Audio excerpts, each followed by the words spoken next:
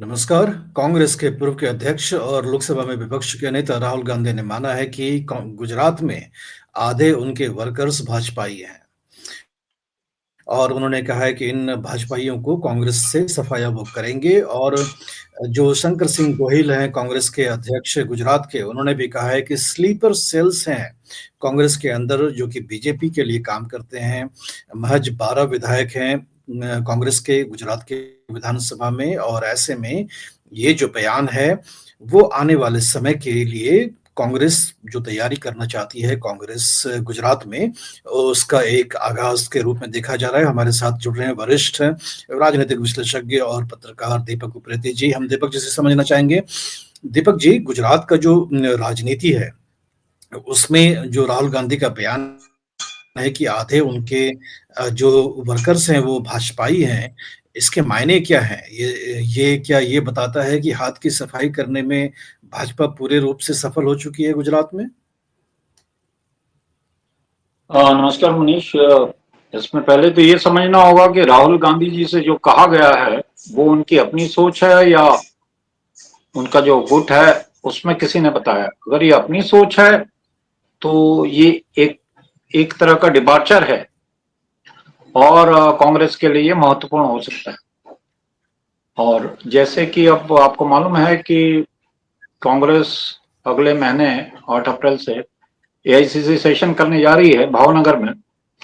तो ये जो उनका ऑब्जर्वेशन कि काफी सारे कांग्रेस के नेता भाजपा के साथ जुड़ रहे हैं या उनके लिए काम कर रहे हैं, और भावनगर में जो इनका सेशन होने जा रहा है वो थोड़ा बहुत एक्सपेक्टेशंस कांग्रेस के लिए जगा सकती है। लेकिन कथनी और करनी में कितना फर्क है ये आप जानते ही हैं। राहुल गांधी किस कुछ बात कहते हैं उसके बाद अटक जाते हैं, फिर आगे का एक्शन होता नहीं है। तो भावनगर सेशन इस मामले में अगले महीने काफी महत्वपूर्ण होगा। और कोई कितनी कंक्रीट और स्ट्रेटजी कांग्रेस उठाएगी और ऑर्गेनाइजेशन को रीस्ट्रक्चर करेगी, वो जब करेगी तभी हमको मालूम होगा।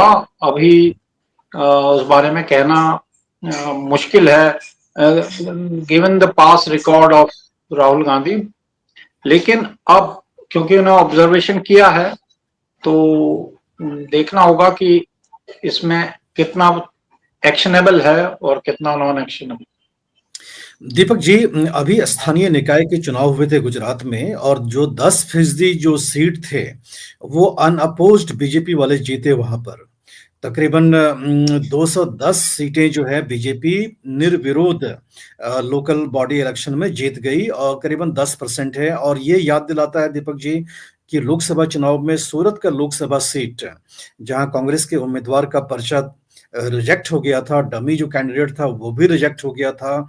तो वो कहीं ना कहीं वो जो अंदेशा है कि भाजपा जो है कांग्रेस में बहुत ज्यादा पैंट बना चुकी है, वो सही दिखाता हुआ दिख रहा है दीपक जी। आप कह रहे हैं भाजपा कांग्रेस पे बहुत पैठ जमा चुकी है। जी।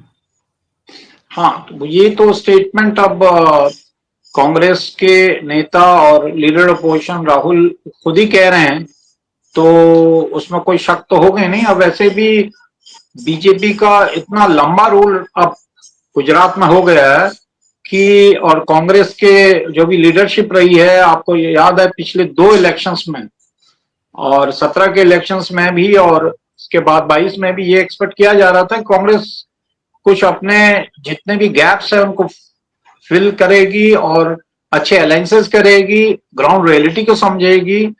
क्योंकि एक तरह से बीजेपी के इसमें भी ये है कि इतना लंबे समय का टेन्योर हो गया है कि वोटर्स में एक फटीग फैक्टर है, लेकिन उनको एनकैश कांग्रेस नहीं करा पा रही है। तो जो लोकल निकायों में जो भी इलेक्शंस में है उसका उसमें कांग्रेस ने फायदा उठाया ऐसा लगता नहीं है। आपको याद होगा, आप जो कि दिल्ली में हार गई थी, अभी वहां के लोकल इलेक्शन में उन्होंने काफी अच्छा परफॉर्मेंस दिखाया है। और ये कांग्रेस के लिए भी एक सबक होगा और होना चाहिए। और लेकिन लगता नहीं है कि जो राहुल गांधी और उसके उनके स्ट्रेटेजिस्ट हैं, वो कोई एक तरह से कोई विजन लेके चल रहे हैं कि हरियाणा में जिस तरह से हारे हैं और दिल्ली में ये अलग रहे हैं आप और कांग्रेस, और नेचुरली क्योंकि पंजाब में आपका का शासन है तो कांग्रेस ये सोचती है कि सब दिल्ली से साफ हो जाए, तो पंजाब में वो लीड अपोजिशन पार्टी है में, तो अगले इलेक्शंस तक फिर से वहां काबिज हो जाएंगी।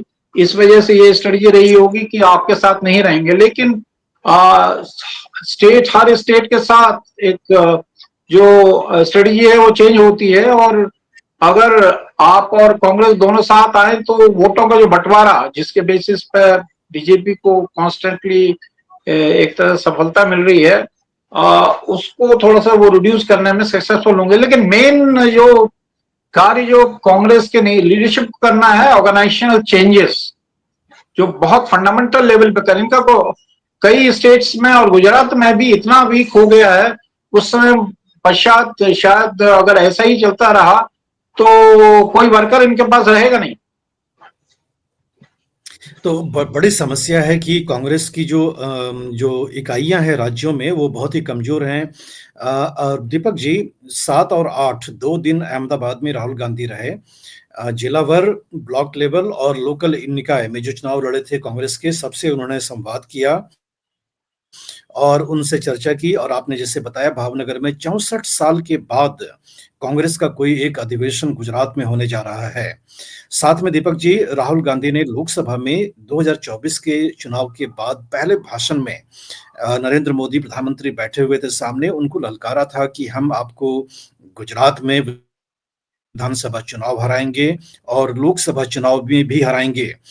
2024 के लोकसभा सीट में एक सीट कई वर्षों के बाद 2014 के बाद कांग्रेस जीत पाई, बानसकंठा लोकसभा सीट।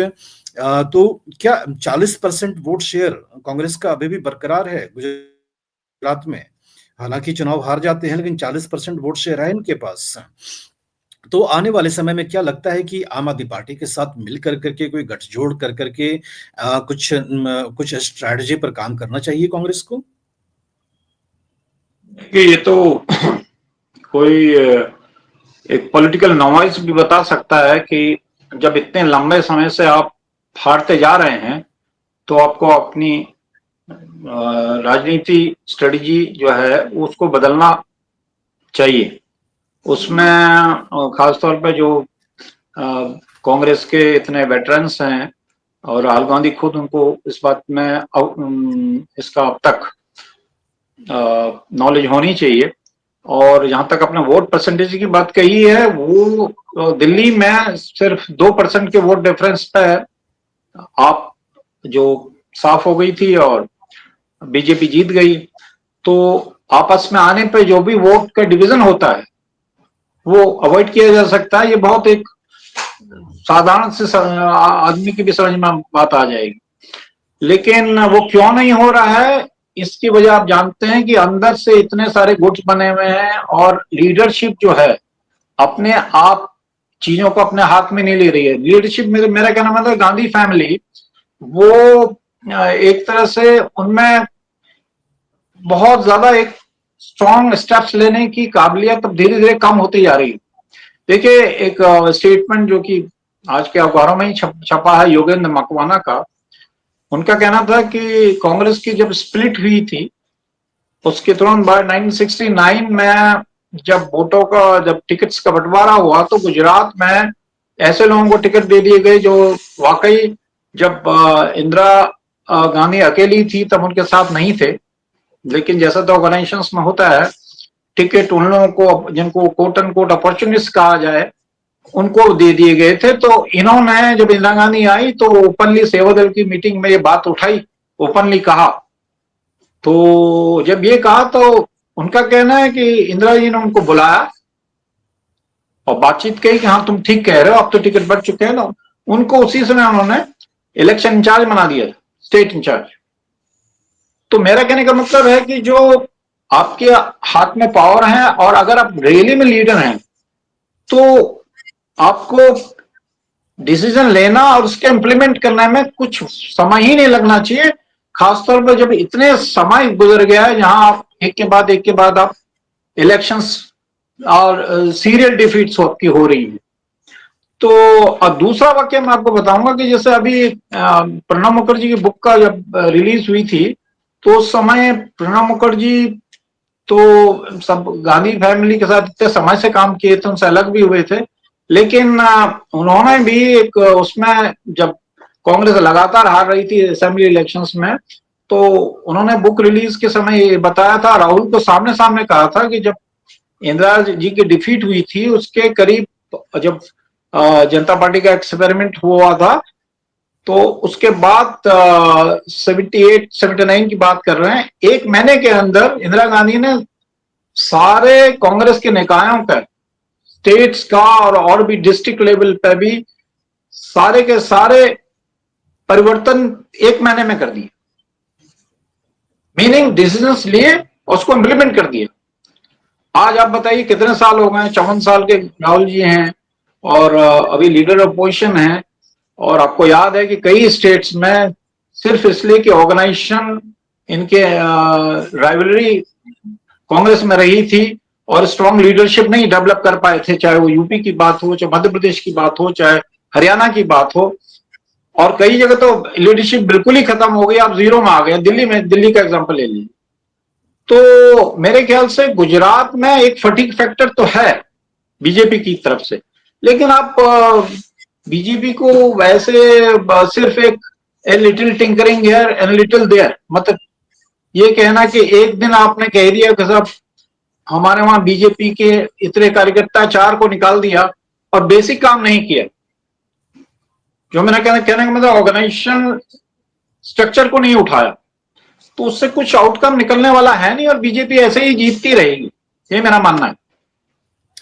तो दीपक जी ने स्पष्ट कर दिया कि कथनी और करनी में फर्क है, और कथनी तो काफी सुनने में आ जाता है, लेकिन करना भी कांग्रेस को करेगा और संगठन में भारी और बुनियादी बदलाव करने पड़ेंगे, संगठन पर काम करना पड़ेगा, तभी जाकर के 40% वोट शेयर तो है उसमें कोई और इजाफा हो पाएगा, नहीं तो यूं ही जो यथास्थिति है वो चलती रहेगी गुजरात में भी और अन्य राज्यों में भी। दीपक जी, आपका हमसे इस विषय पर बात करने के लिए बहुत बहुत धन्यवाद।